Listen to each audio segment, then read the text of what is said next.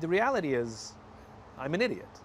Like, and I'm not being flip about it. Like, Yeah. I don't understand very complicated things.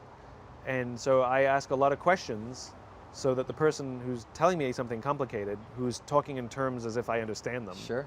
finance or neuroscience, I don't know what you're talking about. Right. And I ask enough questions just so that I understand it.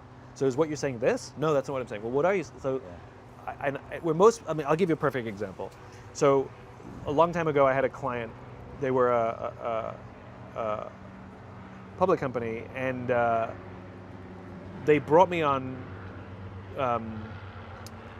to do some work for them. But they invited me to sit in on a meeting from the consultant that they had hired.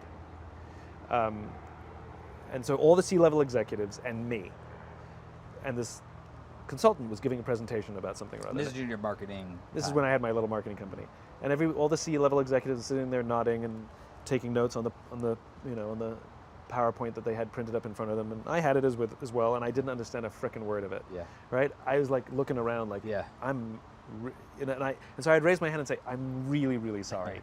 I know I'm the only person in this room without an MBA, but this doesn't make sense. Like, you say A plus B equals C, but based on your logic, A plus B equals D.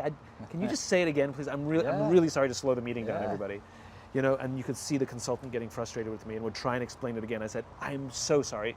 And one by one, all the C-level executives said, yeah, I don't understand it either.